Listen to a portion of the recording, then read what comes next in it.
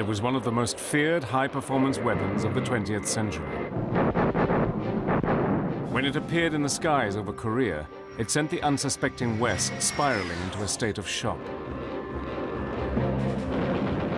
It was the Russian-made MiG-15. We were at full throttle, doing as fast as we could go, and we were barely keeping up with them. Until the arrival of the American F-86 Sabre, the Russian jet outclassed everything in the sky, astonishing American pilots with its lightning maneuverability and intense firepower.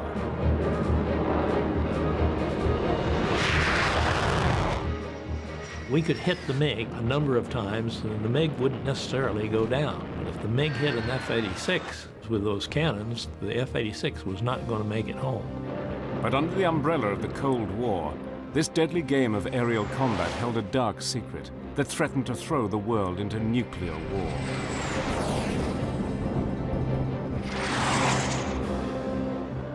Using unique Soviet archive film and color reenactment, Battle Stations enters the secret world of the MiG-15.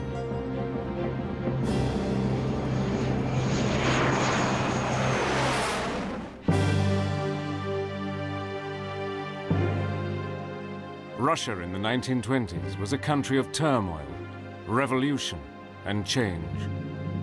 Stalin's reign of terror permeated every aspect of life in the Soviet Union. Soviet aircraft designers lived in a world of secrecy and fear. Although well behind the West, Soviet designers were actively experimenting with advanced technology. But by the 1930s, much of this innovative work was suppressed by the politics of the day. Aircraft designers knew that to fail could mean banishment to a labor camp in Siberia or a bullet in the back of the head. You were living under an administration which was happy to shoot large numbers of engineers or anybody else on simple whims, political whims or whatever. And so there was an atmosphere that really is very difficult for people in the West to understand. Stalin astonished the world in August 1939 by signing a non-aggression pact with Germany. When his top engineer discovered that the German Me-109 fighter was far superior to anything in the Soviet Union, Stalin flew into a rage. Nikolai Polikarpov, his chief designer, immediately fell out of favor as too old and staid. Stalin began to search for a younger and more dynamic team. He selected a young designer called Artem Mikoyan to head a new design bureau and named Mikhail Gurevich as his deputy. Artem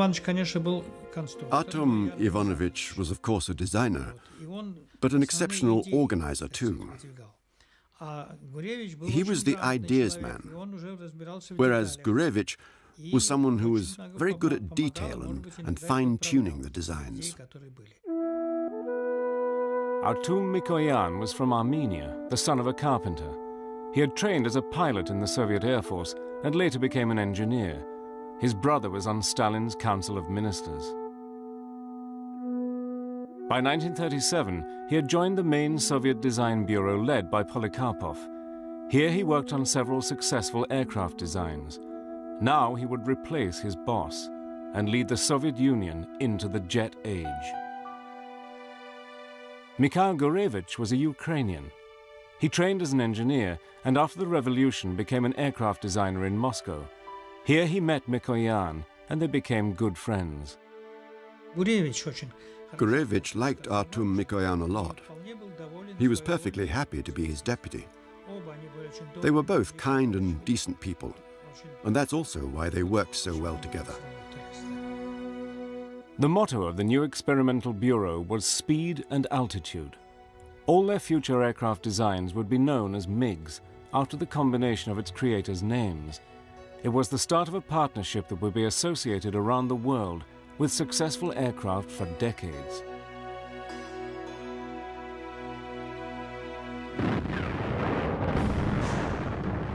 Then in June 1941, Hitler launched his surprise offensive against the Soviet Union. Stalin's Soviet Air Force was totally unprepared and ill-equipped to fight the modern German fighters. Russian losses during the Great Patriotic War were massive.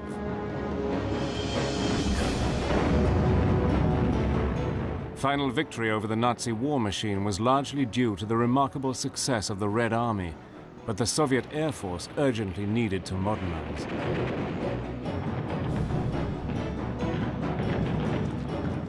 By the end of the war, tensions that would soon turn into the Cold War began to grow. The Allies now had the jet engine, space rockets, and the atom bomb. Soviet designers needed to catch up, and catch up fast. Stalin was furious that the Soviet Union's technology had fallen behind that of the West, and he told his designers to bridge the gap. Not an easy task, and Stalin wasn't the sort of man that you argued with, but in one respect, Soviet technicians did have an advantage. They'd captured a lot of German technology, amongst it the German Me-262 jet fighter, and they were able to build on this, to build their own jet at what was the beginning of the atomic age. The Mikoyan and Gurevich team took advantage of this captured technology and began to develop a new jet fighter, the MiG-9.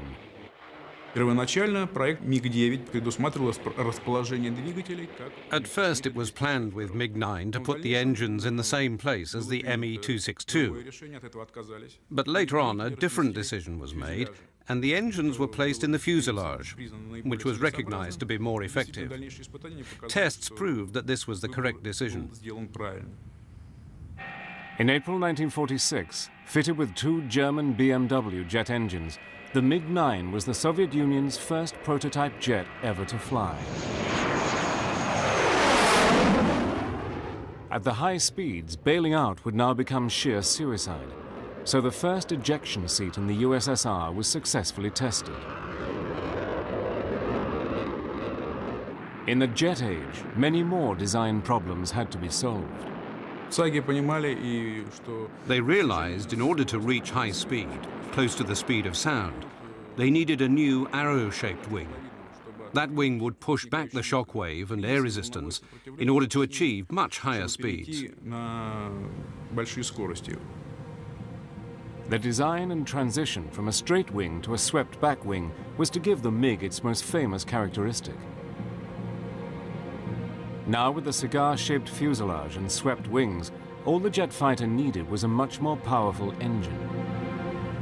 The problem with the Me-262 engine, which the Germans had run into and was the major factor in its late appearance in the war, was how do you make a turbine blade stay on the turbine given the kinds of pressures you're putting on a jet engine. And that was a problem which the Soviets were not capable of solving. At this crucial moment, the new post-war British Labour government, as part of a trade agreement, invited Mikoyan and a Soviet delegation to visit the British Rolls-Royce engine factory. The Russians were eager to get access to the latest Rolls-Royce jet technology. Stalin reacted with typical suspicion, asking, "What fool will sell us his secrets?" On arrival in July 1946, Mikoyan and the Soviet delegation were welcomed with typical British hospitality. He was invited to the house of one of the Rolls-Royce bosses, and they played English billiards. Artum played billiards well.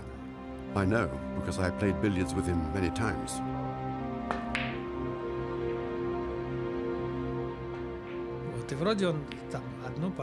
He'd lost one game and then offered a challenge and said, "Let's play another game, and if I win, you sell us your jet engines."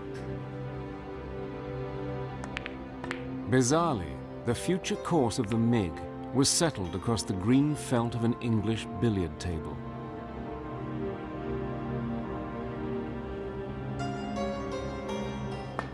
Mikoyan had beaten the British at their own game. He had won the famous Rolls-Royce jet engine.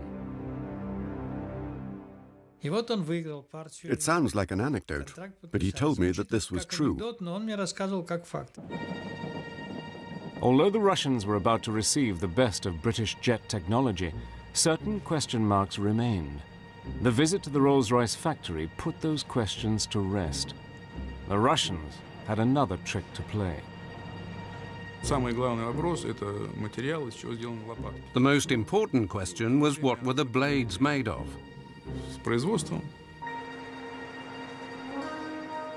During the tour of the factory, one of the members of the delegation wore special boots with spongy soles, and he secretly trod all around the metal lathe, so lots of shavings stuck to his boots. He took these shavings back to analyze in the USSR, so by the time the engine was purchased, they already knew the composition of the alloy, and this helped to speed up the copying of the Nien engine and launch the Russian engines into mass production.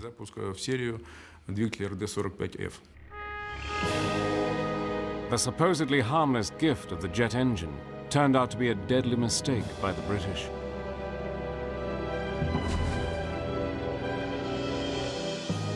The Rolls-Royce jet engine was quickly copied, and Stalin at last had his new generation of jet fighter aircraft. In just 4 years, MiG-15s powered by copies of Rolls-Royce jet engines would be shooting down American and British planes over Korea.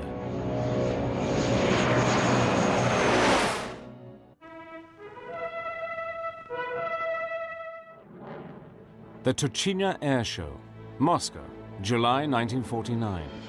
A new generation of Soviet MiG-15 jet fighters are paraded in front of Stalin and the public for the first time. The MiG designers Mikoyan and Gurevich had been awarded the Stalin Prize for their winning design. The MiG-15 had a maximum speed of 652 miles per hour and was capable of flying at 50,000 feet. It was given powerful armaments with two 23mm and a single 37mm cannon. Most of the pilots who flew the MiG-15 were enormously impressed. My first impressions are hard to describe in words. In the MiG-15, the conditions for the pilot were wonderful. It was designed with love. The view was fantastic, because the cockpit was right at the front of the plane. While I was flying, it was like gliding over a precipice.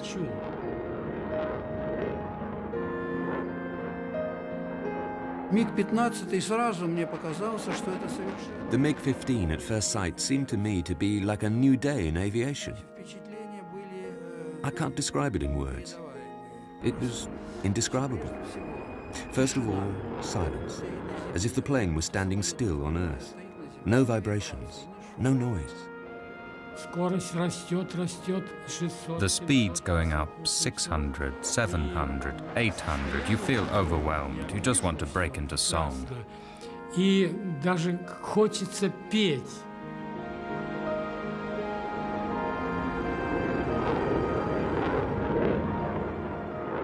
But the Russians were still behind the Americans in the race for the next generation of modern jet fighters.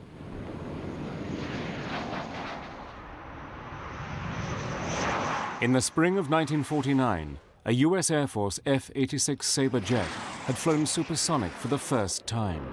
The F-86, frankly, stood out in this field because of its graceful beauty and the fact that it was an airplane now with a jet engine, which we thought would be very simple, like turning a valve on to go and turning it off when you wanted to stop.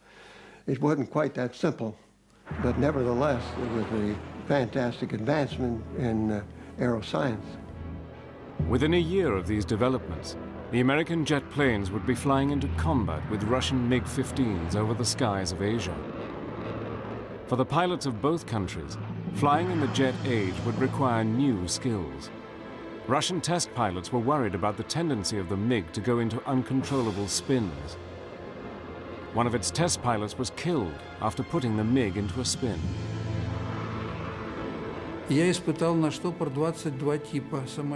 I have tested 22 types of planes for spinning characteristics. A spin has always been a difficult element of flying. In all planes, there were incidents when a pilot could not get out of a spin. When you are spinning, You have to switch off all your normal reflexes. Spinning out of control is every pilot's nightmare. To survive in the jet age, the MiG pilots needed to keep a cool head and handle the aircraft with great sensitivity.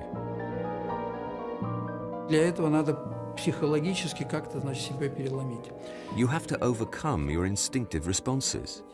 This is what made the MiG so different from all previous planes.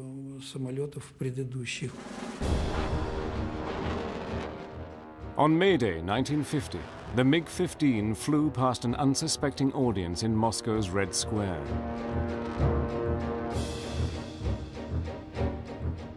The intelligence failure of the Western observers to recognize Stalin's new powerful weapon in the skies above would have disastrous consequences.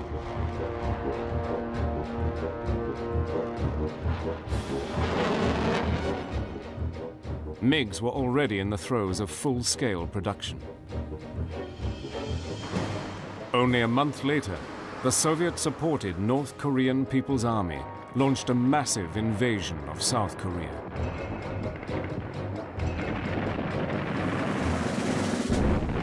Stalin thought that the communists could invade South Korea without generating any military response from the West. Yes, there'd be the usual diplomatic protests, but it wouldn't go any further than that. In fact, he'd misjudged the situation badly. President Truman responded quickly, the United Nations agreed to send troops, and within 4 months, the invading North Koreans had been rolled right the way back. Now, American B-29 bombers roamed across North Korea's skies with no resistance, and fighter bombers continuously attacked troop movements at will.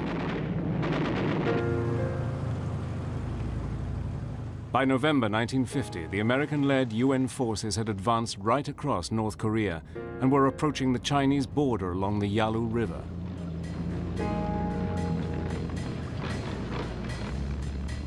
Mao Zedong, the Chinese communist leader, wanted a cause to unite his young nation. The American advance to China's border provided the perfect opportunity. On Thanksgiving Day 1950, advance units of the UN force in North Korea paused along the Yalu River, the border with China. On the following day, the war changed dramatically when tens of thousands of soldiers of the Chinese People's Army stormed out of the mountains and attacked the UN forces.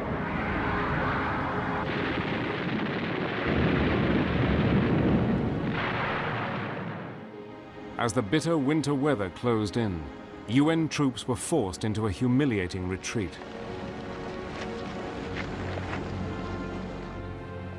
Stalin felt he had to support his communist ally, but only in total secrecy. In December 1950, Soviet MiGs were deployed in China to be flown secretly by disguised and highly experienced Russian pilots. Сохранялась тайна нашей отправки на Дальний Восток. Сняли нас все знаки. Our departure to China was to remain a secret, so all our insignia had to be removed. We looked as though we had been demobilized. On arrival, we were all given Chinese uniforms, but most officers did not like it. So as soon as they got their pay, the officers changed into civilian clothes and wore those instead.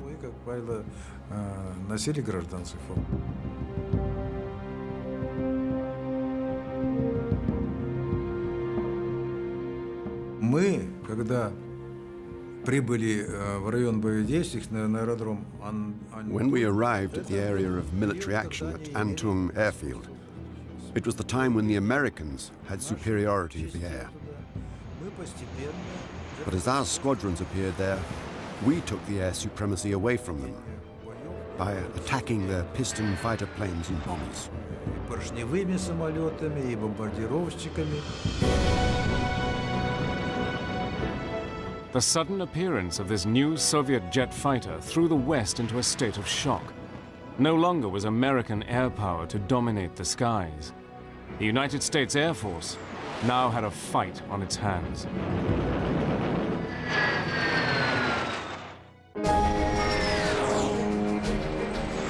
December 1950. Soviet-built MiG-15s fly into action for the very first time.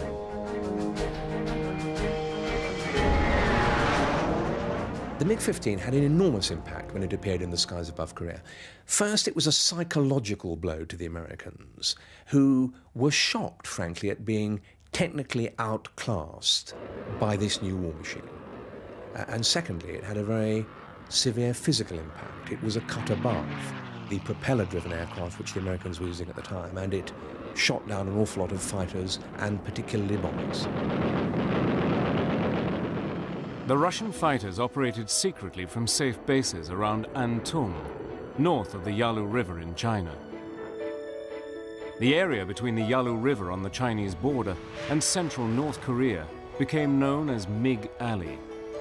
Western aircraft entered at their peril. In addition to supplying the Chinese with MiGs, the Russians were also secretly training Chinese and North Korean pilots.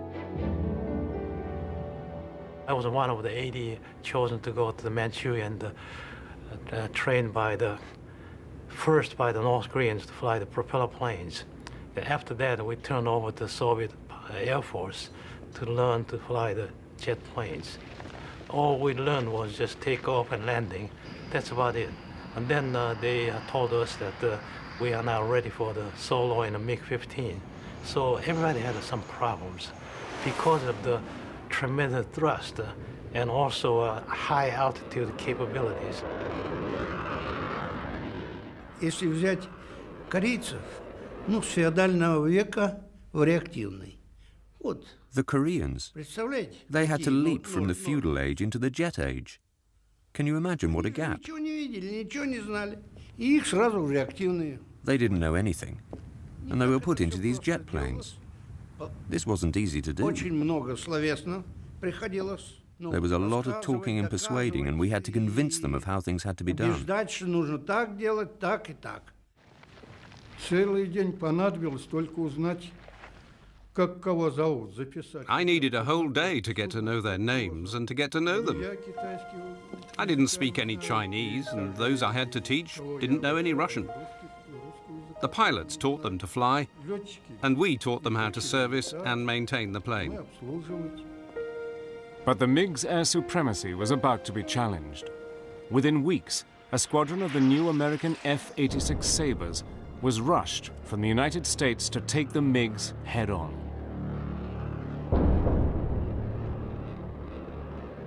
You were afraid of them a little bit.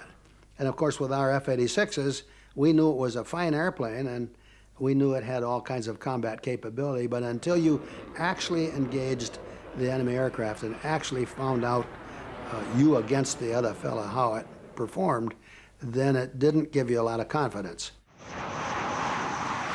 When the MiGs first engaged in head-to-head combat against the American Sabres, they finally met their match. A new era in aerial combat was about to begin, the jet versus jet dogfight.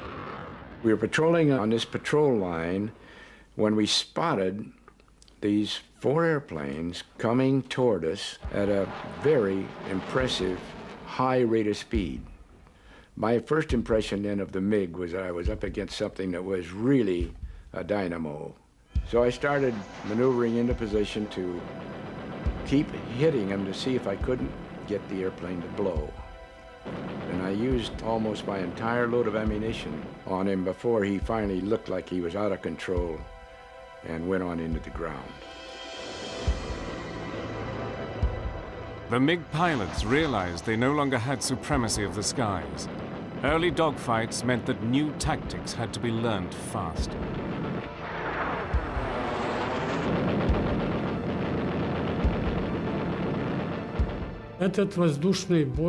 This aerial combat was basically chaotic both vertically and horizontally. But from the battle we learned we should never fight sabres horizontally.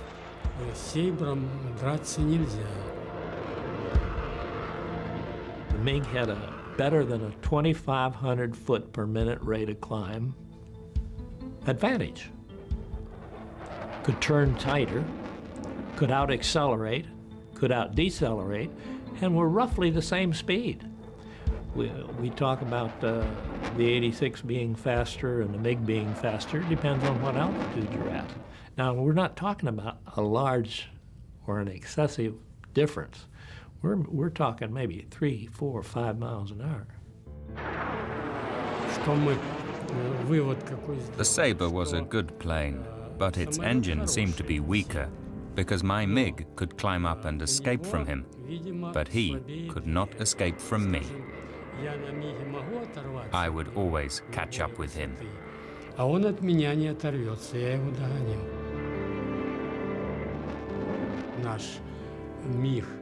MiG was very well armed, much better than the Sabre. We had 3 machine guns, and the caliber of the guns was such that one hit could destroy a Sabre.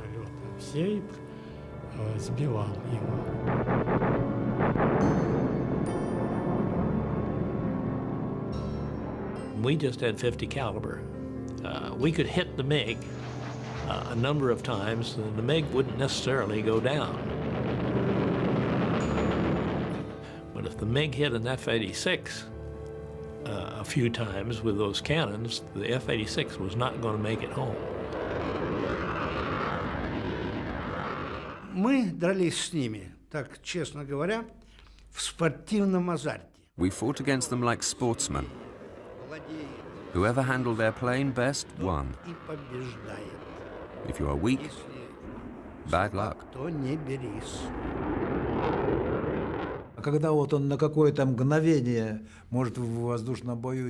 You look for a moment of hesitation.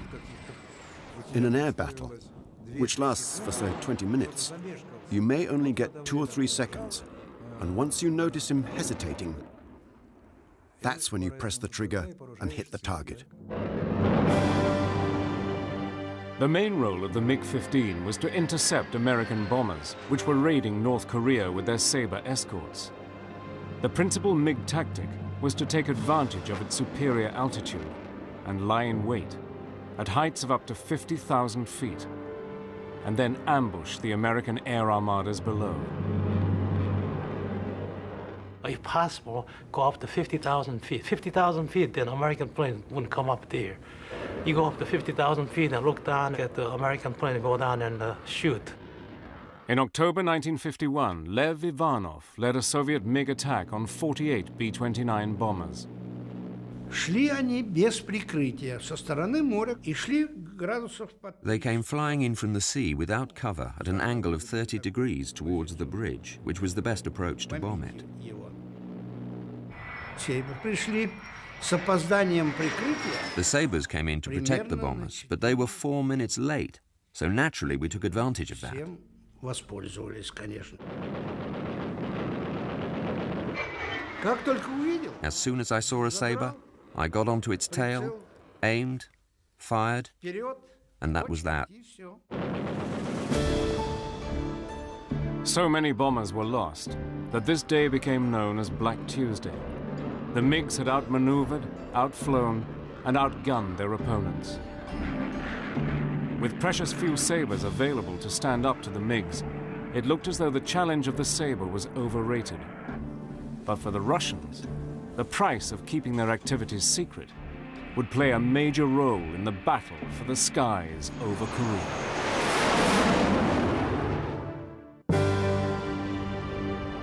The Russian MiGs that roamed the skies above Korea had astonished the West. Now total victory for either side looked unlikely, and the Korean War would be a limited war. For the West to contain communism, and for the communists to avoid the humiliation of defeat. The Soviet MiG-15s enjoyed many advantages. They were flown out of bases across the border in China, which were out of bounds to the American air crews. So, after combat in MiG Alley, the MiGs had a safe haven to return to.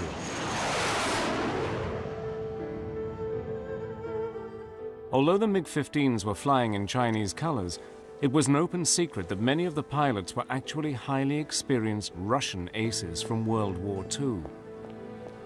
But Russian pilots were walking a deadly fine line. Neither side could admit that US and Soviet jet pilots were facing each other in open combat for fear of escalating the conflict into nuclear war.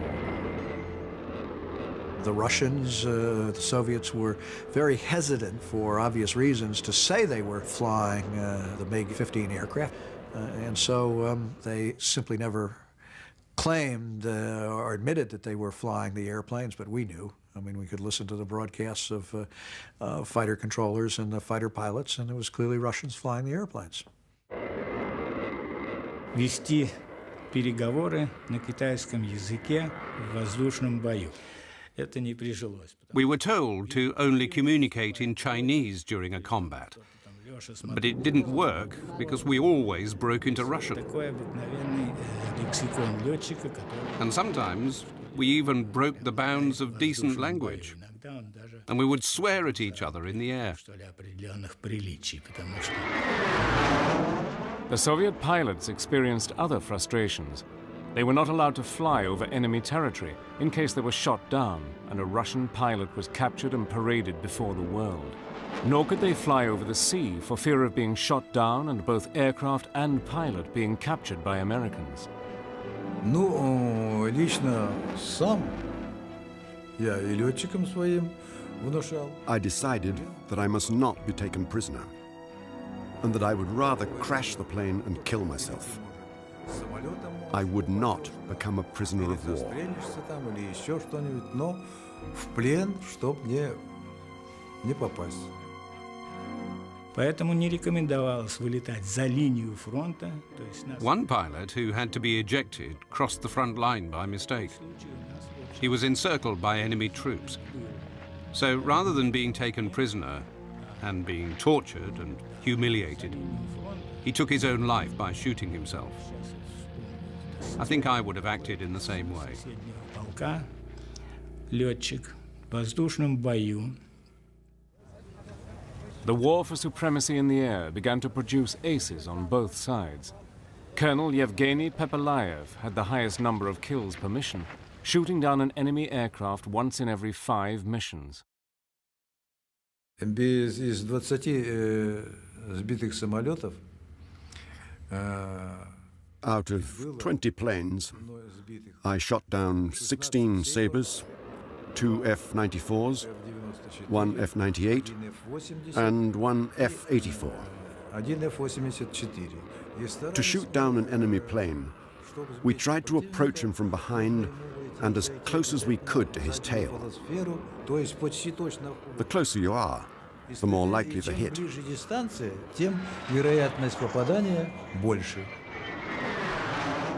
I had the gun sight almost on him, but it wasn't there, and I didn't fire.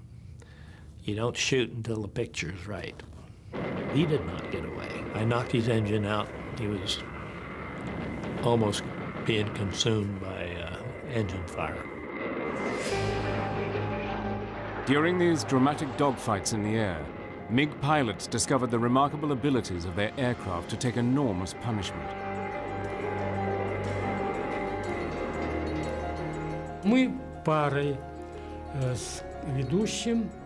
I was flying towards the ground, following my leader, as it was my responsibility to guard his tail.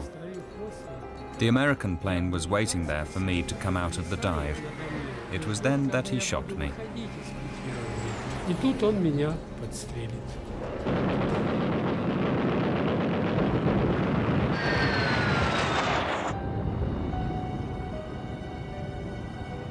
Во время пикирования я вижу, что надо... Then during the dive, I realized I must save myself, so I made a decision to eject. I moved my hand to the ejection handle and thought I'd pressed it, because in that moment I felt such G-force, such an enormous amount, I felt my bones were cracking. Then everything went dark and I fainted. Я почувствовал, что у меня кости все затрещали. Потемнело в глазах. Я потерял сознание. Когда я пришел в себя, я глаза открыл. When I came to, I opened my eyes and saw I was still in the plane. This came as a shock. If I had ejected myself, why was I still inside the plane? I grabbed the stick to gain control, and at that moment I heard a horrendous mechanical screeching. My brain was in overdrive. What shall I do next? As all the hydraulic systems had been blown apart, Bondarenko did not know whether his landing gear was operational. Я думаю, буду садиться грубо. I thought that I'd have to do a belly landing with just the left wheel out. And as I approached the ground, I hit it with the wheel. And luckily for me, then the whole undercarriage came down. Эти обе стойки стали. Я был счастлив. I was so happy that this plane had saved my life. It's not just words, it's true. It used all its remaining strength to return me home and land. Прилетел и сел. Я подошел. I came up to the plane and I kissed it on the nose, and I thought how wonderful we have such miraculous technology. Какое счастье, что такая у нас чудесная техника. The MiG-15 had earned its affectionate nickname, Samolyat Soldat, the soldier aircraft. By spring 1953, the Korean Air War was in stalemate. The US military, keen to capture the Russian technology, offered a huge reward and political asylum to any pilot that delivered a MiG to South Korea. No one had yet responded. But a daring escape attempt by a lone pilot would provide a last-minute twist to a war that seemed to have no end. By 1953, both sides recognized that the Korean War was unwinnable. After 2 years of negotiations, in July, a truce was finally signed at Panmunjom. But the Korean peninsula would remain divided and an armed camp. The fighting in Korea came to an end in July 1953, but of course the Cold War still went on. And during it, both sides were trying to get hold of one another's secrets, particularly in terms of military technology. The Americans were especially anxious to get their hands on a MiG-15. The Americans made an offer of $100,000, equivalent to several $1 million today, and political asylum for the first pilot who would defect and deliver a MiG intact. A 21-year-old North Korean pilot, Lieutenant No Kum-sok, an ardent anti-communist, was already planning one of the most spectacular escapes from the communist bloc. So my aim was that how to defect successfully and land on American air base so that I can ask for political asylum. So on September 21st, Sunday morning, even before the breakfast, I got in the plane and took off to north. And then the plane went to north and I came down south and toward the Pyongyang, toward the east. That's where I finally made the defect. It was not easy. In fact, that defection was harder than equivalent to, say, 50 combat mission. Now south of the demilitarized zone, he flashed into UN territory. Just 4 tense minutes after crossing the border, he spotted the US Kimpo air base and decided to risk a landing. Radar people missed me, and also anti-aircraft gunners I was afraid of, they missed me. He decided to land, when, to his amazement, he saw a Sabre coming straight towards him at the opposite end of the runway. Well, he hadn't seen me, so we landed together, both ends. And then we passed in the runway, and of course I knew he was there, he was coming down, but he hadn't seen me until we passed. Then after passed, of course he was frightened. That at the end of the runway, he stopped the engine and he jumped out. And he was wondering what kind of nuts landed from the wrong side. Commanders at the base panicked, thinking the war had started again, and scrambled every plane they had.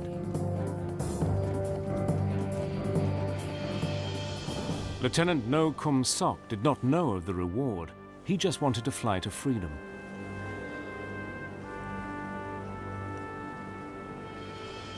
The surrendered MiG-15 was taken to Okinawa, where it was dismantled and rigorously examined. Later, it was airlifted to the United States and underwent further exhaustive flight testing. The plane was pushed to its limits by America's top test pilots, Tom Collins and the world-renowned Chuck Yeager. I told Chuck Yeager that don't deliberately go into spinning stall because this plane is very quirky. Sometimes you get out, sometimes you cannot come out. If you cannot come out, you have to bail out and you lose the plane. So he didn't put the plane to deliberate stall. Americans wondered well, the MiG-15 could be a supersonic. Then Chuck Yeager has proved that it's not a supersonic because he actually went up to 50,000 feet.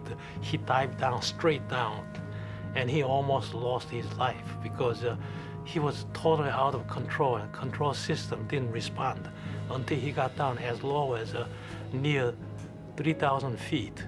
And the chaser plane flown by Tom Collins hand gestured him to bail out. But he didn't bail out, and somehow he pulled out at the 3,000 feet above the water. The test flights proved that indeed the MiG was an exceptional plane, but revealed no new supersonic technology. The defector, Lieutenant No Kum Sok, went to work for the US government and became an American citizen. With the Korean truce signed, the Soviet MiG pilots returned home, but the MiG-15 had already earned its place in history. Eventually, the Russians claimed the MiG combat record gave them a 4-to-1 advantage. The US claimed a 10-to-1 ratio in favor of the F-86 Sabre against the MiG-15.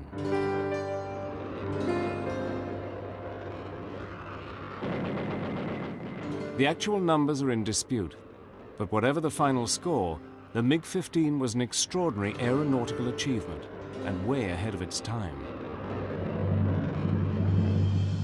I think in terms of the challenges that the Soviet design bureaus confronted in putting together the MiG-15, given the limitations of technology that they confronted in industrial production, that they did an incredible job in putting together an aircraft that could really challenge the F-86.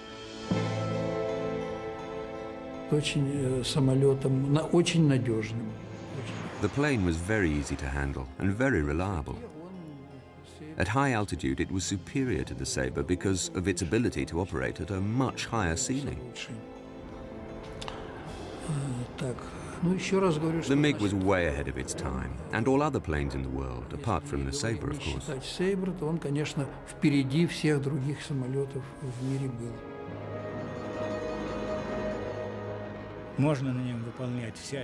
You could perform all kinds of high-speed maneuvers. It was a great fighter. I liked it and was very impressed by it. Back in the Soviet Union, it would be 40 years before the Russian pilots could admit to having fought in the Korean War. Eventually, over 13,000 MiGs would be produced and flown by most nations throughout the communist bloc. Fortunately for the West, no other MiG fighter would ever cause such a surprise as had the MiG-15 in the secret air wars over Korea. Yet for its pilots, the MiG remains the supreme jet fighter. The MiG-15 was the best plane in the world, the best fighter in the world. I am convinced of that because it saved my life. It was very tough and could take a lot of punishment. It was a lovely plane, and I can bow to it with gratitude.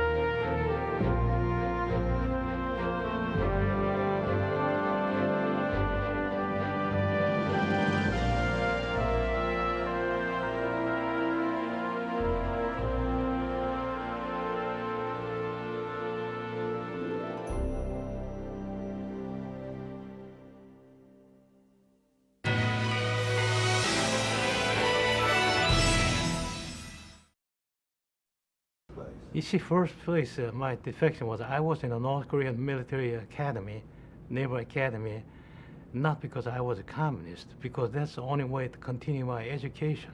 So I wanted to have a higher education rather than stopping the education and go to the industry. So when I was in the Naval Academy, I was really unhappy. I was thinking of somehow to get out of there and go to the non-communist country. But when I went to the Air Force, I was really glad because they gave me an opportunity someday to defect. So that was always in my mind. But I have to be very cautious. I have to have a right opportunity. Otherwise, try to just defect carelessly, I might have shot down and get into more trouble. If I was shot down in, say, South Korea, I could probably become a POW. So my aim was that how to defect successfully and land on American air base so that I can ask for political asylum. That was a difficult part. So I was waiting that moment. During the war, that was impossible because I just figured out that I cannot do it. But my first attempt, they tried to send us for strafing mission against the U.S. air base. I was thinking of landing at that time, which was a very risky thing too. But I thought that since I'm already there, then all I have to do is somehow to land and ask for the political asylum. But they canceled because they were too risky. In fact, the North Korean commander who initiated that plan, he was kicked out of the Air Force because he was arguing against the Soviet general that he want to execute that plan. Soviet general said, don't do that because too risky. Yeah, second unsuccessful attempt was on August 15th, after the ceasefire was signed on 1953, the Pyongyang, North Korean capital, there was a parade, and we flew over the parade ground from the air. I was thinking of flying to south, but I just did not have enough nerve to break off the formation. So I thought that I might have a better opportunity later. Because at that time we took off from air base near the Yellow River, went all the way down to the North Korean capital, and then we went back without a wing tank. So I also wondered my fuel, how much fuel I might have left. So I was waiting until the assignment near the demilitarized zone, south of the Yellow River. Okay, the final preparation was this. I decided I'll go. Before that, I was confused that I want to go, but after I defect, I just wonder what should I do for the living. But then I just forget about that. I just want to get out of there first. So my mind was all set. Okay, right moment, I know there's a U.S. air base at the Kimpo, known as a K-14, the code number. And slightly south of there is the air base by name of Suwon Air Base, is K-13. And south of there, another one, K-55. So I knew that that's the place to go. And from North Korean capital, I know exactly how to get there. Now, luckily, about the end of August, we were relocated to the newly repaired air base just outside of North Korean capital of Pyongyang. That's where we went there. And they brought the smuggled planes lined up at the runway. And then we haven't flown for about a month. They told us that we have to fly because we cannot just sit around not flying over a month. They said, okay, everybody will fly tomorrow. I'm the one to fly, take off in the morning. That's it. I decided that I'm going. So on the September 21st, Sunday morning, even before the breakfast, I got in the plane and took off to north. And then the plane went to north and I came down south and toward the Pyongyang, toward the east. That's where I finally made the defect. It was not easy because I thought, gee, what am I going to do? It's almost, in fact, that defection was harder than equivalent to say 50 combat mission, the one defection, that thing. But I finally decided, okay, I'm going. Turn the airplane, then degree, that compass degree. Sorry, so you're almost in midair and you're still thinking, am I going to do it or not going to do it? Yeah, I had that. Yeah, I had that feeling. Thing to do. I know that when I was flying toward the east, toward the Pyongyang, the capital, that my mind was that, okay, I'm going. Then on the other hand, gee, what am I? Isn't that too risky? War is already over. can I just live here and get promoted and someday to become a general? And then I thought that, gee, I cannot live here. I'd rather be someplace and non-general would be better outside of this system. So I turned the plane to the compass degree of 170 degrees. That's not due south, slightly south and the east. That's exactly where the course is to the U.S. Air Base. Then I had to give a full throttle power and just went there. Okay, now that's it. If something happens, that's it. I'm ready to die. And then just went there.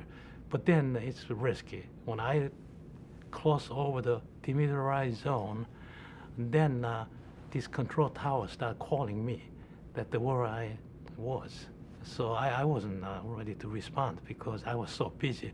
Soon after that, I saw the runway, and that's the runway I want to land. And then next thing was I worried was the F-86.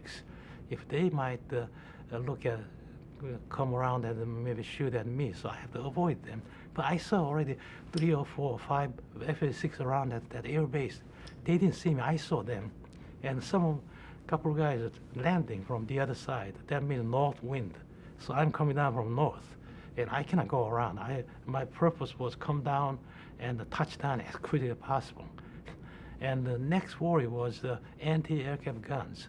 If they shoot at me, then I have no chance to survive because I'm coming down slowly. And that was a worry to me.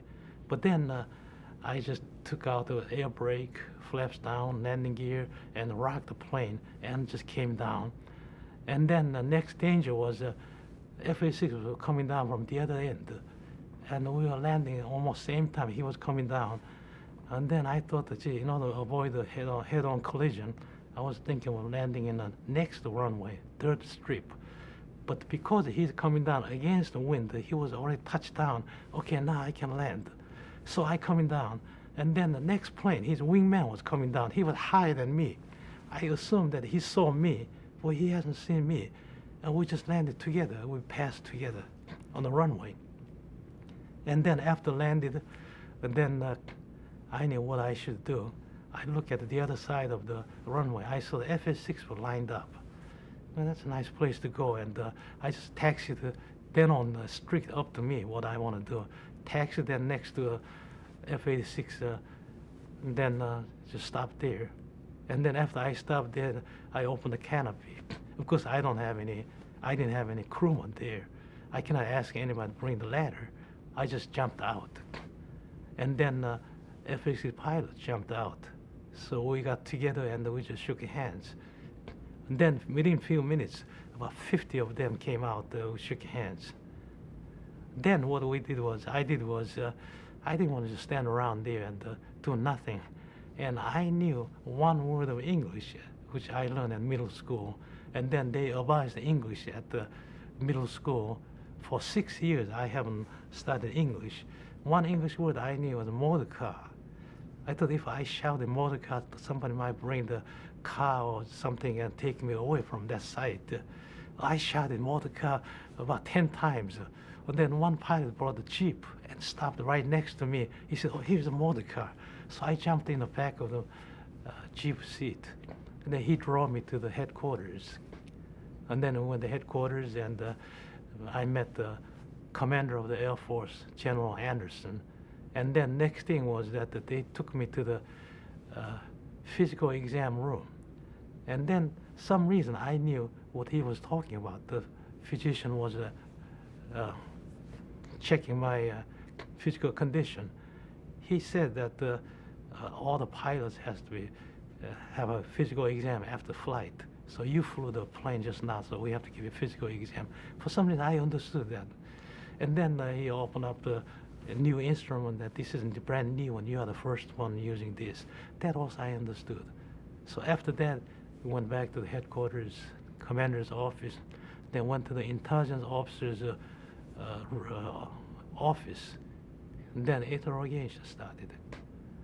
And then what I was thinking was that my purpose was, my goal was how to go to the United States. You see, that was but since I landed on the U.S. Air Base, I knew that I'm in a good chance to go to the United States. But then I wondered, how could I ever ask to go to the United States? Next, my problem was, I cannot just ask somebody, grab it, I want to go to the United States. That doesn't make any sense. But then that American intelligence officer by name of Don Nichols. Don Nichols is a very famous American spy master in South Korea. I heard of his name in North Korea also. North Korea knows him. He sent many spies to North Korea, and they mostly were captured. I was in his office the first day I landed. That evening, he spoke Korean also. He told me that when I was with him, he said that when you go out to press conference tomorrow, tell them that you want to go to the United States. That's good for you. I'm just telling you, for your own good future, tell them you want to go to the United States. Then I knew that, gee, that's the best advice I ever heard. So next day I went to press conference. They asked him, what do you want to do? I told them I want to go to the United States. So they knew that, you see, American cannot say you cannot go. That I brought something, I brought the intelligence secrets, that I want to go to the United States. They cannot. They say that, okay, you can go. I had absolutely no fear, and I came to this country, and I had a family, no family in North Korea. In fact, North Korea enacted a law in 1951 that any defector, the family of any defector will be executed. But I have nobody. My mother was already in South Korea. So I had no fear. I just came over here. I was in the TV shows, went out to speeches. Because that was actually too much for me, but no fear whatsoever.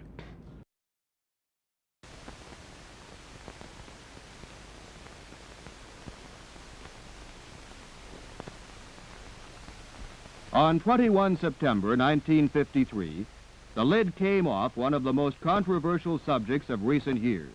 It was the MiG-15, the red fighter interceptor surrounded by an aura of fact and fiction. Now we know about the MiG, what it can do and what it can't do. This is the story. The MiG landed at Kimpo Air Base at Seoul, Korea on Monday, September 21st. Its North Korean pilot collected $100,000 posted by the military for any pilot who could successfully deliver a MiG into our hands. At first, the plane was dismantled for shipment to the United States. But plans changed, and the MiG was taken to Okinawa instead. To prevent violating terms of the armistice, American officials offered to deliver it back to its rightful owners, but no takers came forward. The following Monday, at Kadena Air Force Base on Okinawa, the MiG was tugged out of the hangar ready to fly. Early in the morning, a plane load of Air Force specialists had arrived from Wright-Patterson Air Force Base to conduct flight tests on the MiG. Major General Albert Boyd, commander of the Wright Air Development Center, was one of the trio of pilots who would fly the MiG. Captain H.E. Tom Collins, also of WADC, and Major C.E. Chuck Yeager of the Flight Test Center completed the trio. Air intelligence people already knew what to put in the plane, standard JP-1 fuel. Oil was standard Air Force 1010, but the hydraulic fluid was a mixture of glycerin, castor oil, and water.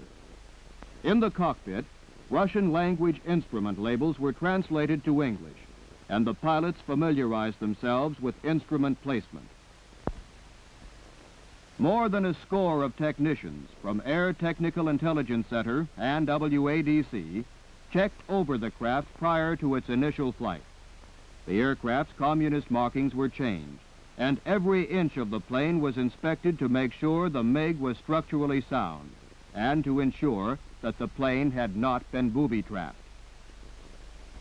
From the rear, the MiG's negative wing dihedral can be seen easily. Notice the large size of the rudder. Wing fences act as flow dividers to improve low-speed handling characteristics.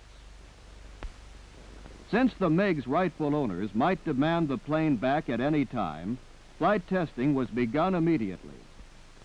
The Jet Assist starting unit was standard Air Force equipment, the only modification being a specially made adapter plug. Metric system calibrated instruments were replaced by standard Air Force counterparts. An accelerometer was added since the MiG had no provision for one. An external free air temperature gauge was also added for test purposes. Later, a gun camera was rigged to take pictures through the gun sight during firing passes. Preliminary engine run and taxi tests were begun on the evening of the 28th in spite of rainy weather. During these, the braking system was checked. The MiG has no steerable nose wheel, but instead depends on differential braking of the main wheels to turn. Brakes are pneumatically operated from a compressed air bottle. No compressor is carried. Hence, the supply of braking air is extremely limited. The compressed air is also designed as an emergency system to operate the flaps and landing gear. Captain Collins climbed into the plane the following afternoon to become the first American to fly a MiG-15.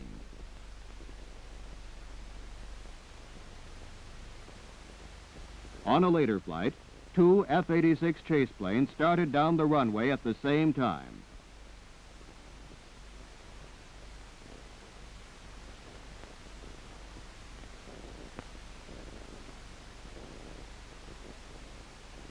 Notice how the MiG easily outdistances them due to the MiG's low thrust loading. This factor explains the unusually good climb characteristics of the MiG.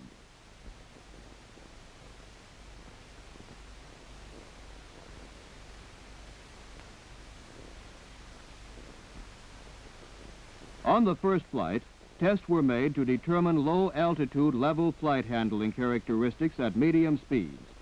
Functional tests were made of all systems, landing gear, controls, speed brakes, and engine, as well as handling characteristics in the landing pattern. Both in the air and on the ground, the MiG has an unusually clean appearance. Up close, it can be seen that while workmanship is good in vital skin areas, less important areas have been somewhat neglected. A coating of transparent lacquer covers the plane to reduce drag, but at the same time, MiG designers have ironically added an external antenna.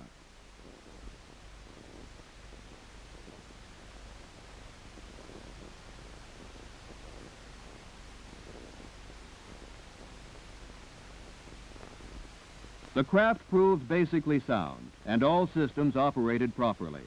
It handled conventionally at medium and low speeds. Approach speed on the base leg was 150 knots, final approach 120 knots, and speed at touchdown 105 knots. Landing characteristics were similar to those of the F-80. To minimize brake wear, no attempt was made to shorten landings. Much of the plane's equipment was copied from obsolescent American equipment, such as the ARN-7 radio compass receiver. The copies, however, showed good workmanship. A unique feature of the MiG-15 is its armament system. Two 23-millimeter cannons and one 37-millimeter cannon are positioned beneath the air intake. Both guns and ammunition are contained in a package which can be lowered by one man. This feature greatly shortens the MiG's turnaround time, since a preloaded package can be slung under a returned MiG and accurately positioned almost immediately. Fortunately, the plane was delivered to the Air Force combat loaded, so armament tests could be made. When the cannons are firing, both shell casings and ammunition links are jettisoned.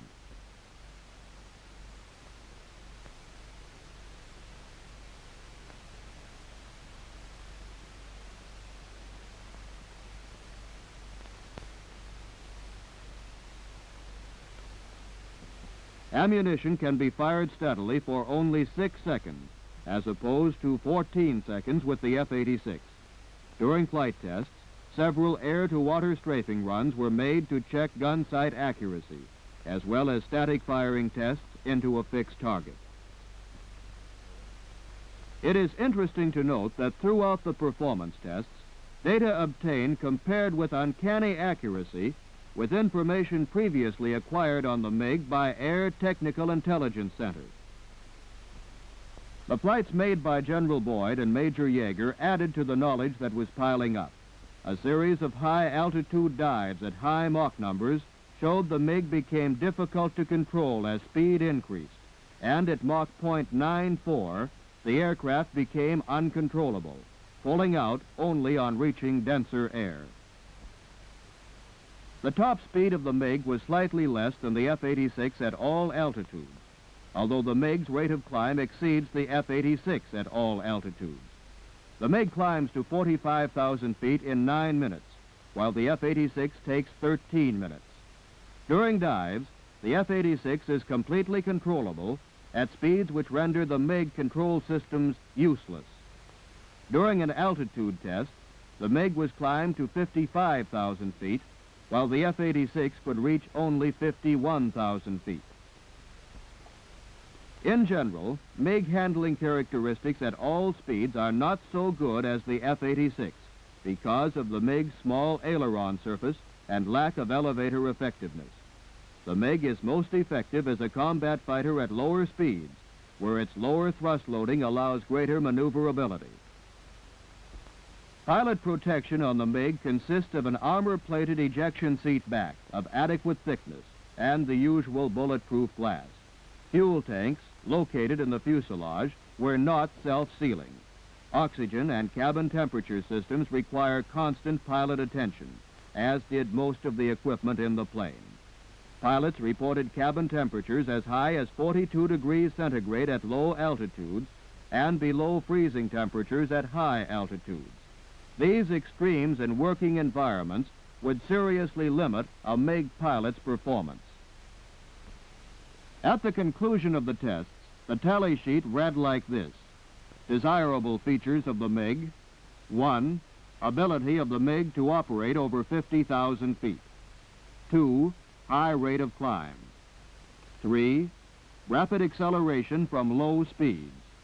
4. Short turning radius. 5. Short takeoff and landing distance. On the undesirable side of the score sheet are these. 1. Loss of aircraft control at high Mach numbers. 2. Loss of pilot vision due to inadequate defrosting and poor rearward visibility. 3. Poor lateral directional stability at high altitudes. 4. Slow rate of roll. 5. Equipment requires constant pilot attention. Compared with the F-86, the MiG is an inferior though still formidable weapon. The 13-to-1 kill ratio of F-86s over MiGs can be attributed directly to superior planes and better trained pilots. 4 days and 11 flights after the test program started, the MiG had no secrets left.